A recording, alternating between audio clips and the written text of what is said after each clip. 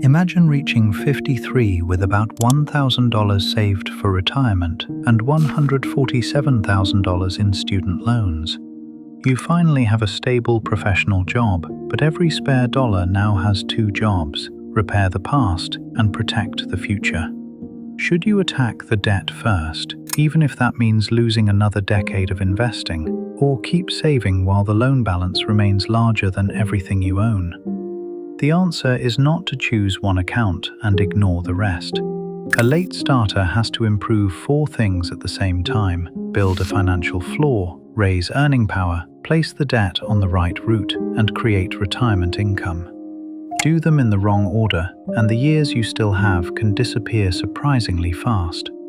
Start with the floor. When retirement feels urgent, putting every available dollar into an IRA can feel responsible. So can making a large extra student loan payment, but neither move helps if a broken transmission or one missed paycheck goes straight onto a credit card. A few $100s in emergency savings is a beginning. It is not yet protection. The first target can be simple: $1,000 that is not invested and is not sent to the loan servicer. Then build 1 month of essential expenses. After that, work towards several months, especially if losing a job at this age could mean a longer search. This may feel painfully slow. You are already behind, and now someone is telling you to leave money sitting in cash. But cash prevents one bad Tuesday from undoing 6 months of progress. The goal is not to earn the highest return on every dollar. The goal is to stop moving backward. While building that floor, continue capturing any employer retirement match. Turning down matching money to make an extra payment on a manageable federal loan is usually solving the wrong problem.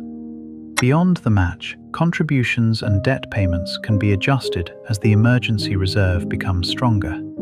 Also build a bare-bones monthly budget before deciding how much is truly available. Separate food, housing, insurance, transportation, minimum debt payments, and medicine from everything optional. A late start plan fails quickly when the contribution amount looks impressive but leaves the checking account empty 3 days before payday. Now comes the lever that matters more than squeezing another $40 from groceries: income. At 53, you still have time to invest. What you have less time for is waiting 20 years for small contributions to become large through compounding alone. That means the career plan is part of the retirement plan. A person earning $45,000 may be able to budget carefully, but a move to $60,000 or $70,000 creates a completely different recovery path. The difference can fund the emergency reserve, retirement contributions, and required loan payments without making every month feel like punishment. The highest value move may be completing a professional credential, gaining 2 years of experience, changing firms, moving into government or non-profit accounting, or building a small practice on the side. Not every move fits every person. The principle does. When the starting balance is small, earning power is the largest asset on the page. Higher covered earnings may also improve Social Security if they replace low or 0 years in the highest 35 years used in the benefit calculation. And delaying benefits after full retirement age can increase the eventual monthly check up to age 70. That makes working longer sound like the entire solution. It is not. The goal is not merely to survive at a desk until 70. The goal is to make the remaining working years valuable enough that retirement becomes possible and healthy enough that you can reach it. Protect sleep, strength, mobility, teeth, hearing, and the ability to concentrate. For a late starter, health is not separate from finance. It determines how long the income engine can keep running. A credential that raises income but destroys health is not automatically a win. The plan needs work you can sustain, not just work that looks impressive on paper. Next, root the debt.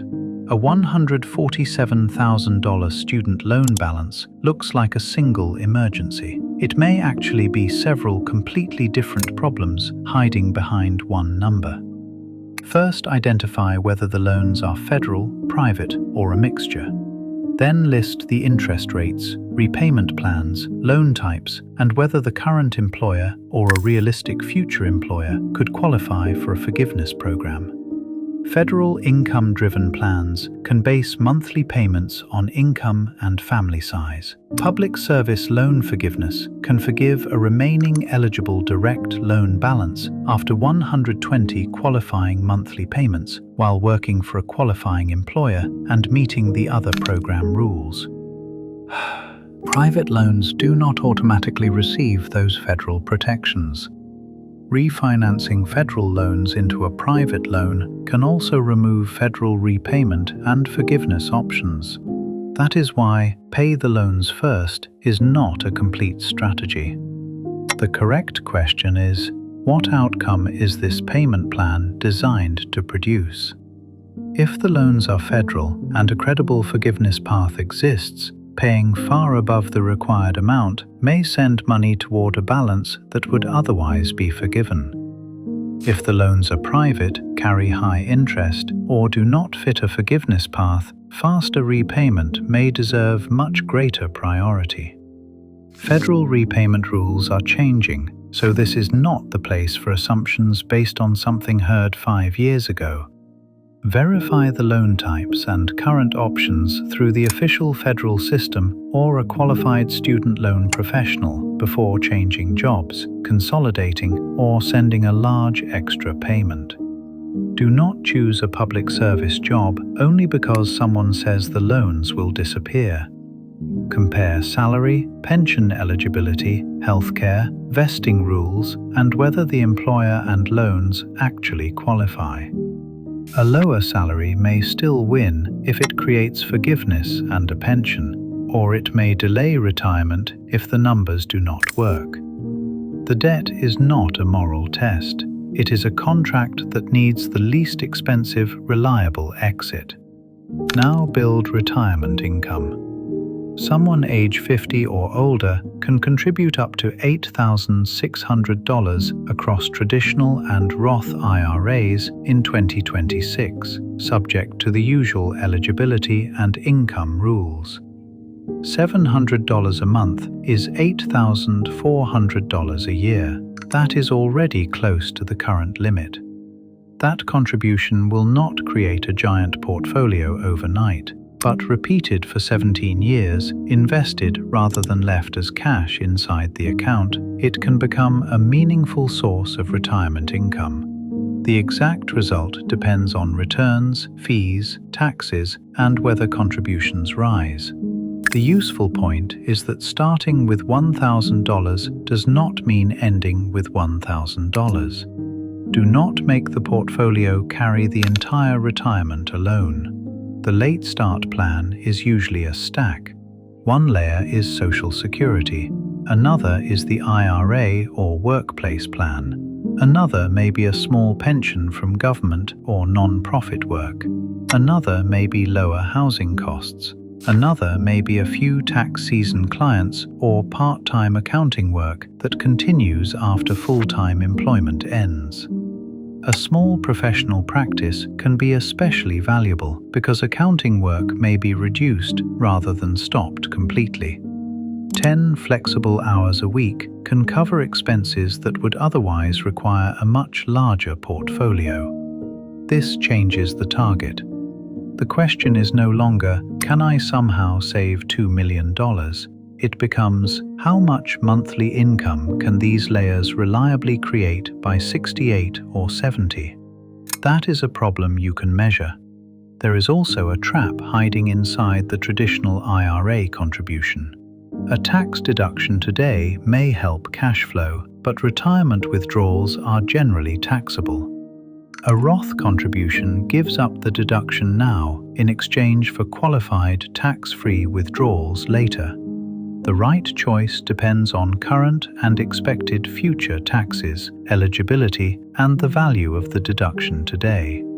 The larger principle is not traditional versus Roth. It is making sure the contribution is deliberate, invested appropriately, and not treated as a complete retirement plan by itself. Housing belongs in this stack too.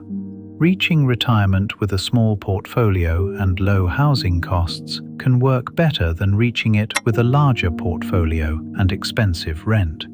The late start plan should include where you will live, not merely what the brokerage account might contain. This is where the answer changes for someone who feels ashamed of starting late. Shame makes people chase shortcuts. They take investment risks they do not understand. They send every dollar toward debt because being debt-free feels respectable. Or they give up because their balance looks tiny beside someone who started at 25. None of those responses improve the next 17 years. The biggest danger is not necessarily reaching retirement with student debt. It is reaching old age with no cash, no investments, weak social security, and no ability to earn because every available dollar was used to make one balance look cleaner. Being debt-free can be wonderful. Being debt-free with no income and no emergency reserve is not automatically safer. So here is the order. Build enough cash that ordinary problems do not create new debt. Capture the employer match if one exists. Increase earning power while the new career still has room to grow. Identify the exact federal or private loan route before paying extra. Continue building retirement assets and future income instead of waiting for perfect conditions. Then review the plan once a year. Income should be rising. The emergency fund should be stronger. The loan strategy should still match the current rules. Retirement contributions should increase when raises arrive, instead of allowing every raise to disappear into lifestyle. Retiring at 60 may not be realistic from this starting point. Retiring before 75 or 80 may be. That is not false reassurance. It is what happens when the plan stops asking $1 to solve one problem and starts making the remaining working years solve several problems together. In the comments, tell me which would worry you more at 53, the six-figure debt or the nearly empty retirement account. Next, we are looking at a different kind of retirement anxiety. You run the calculators, adjust the stock and bond mix, change the withdrawal rate, and every new assumption gives you a different answer. Which planning numbers genuinely protect your retirement, and which ones only make the spreadsheet look precise? Starting late changes the strategy. It does not erase the future.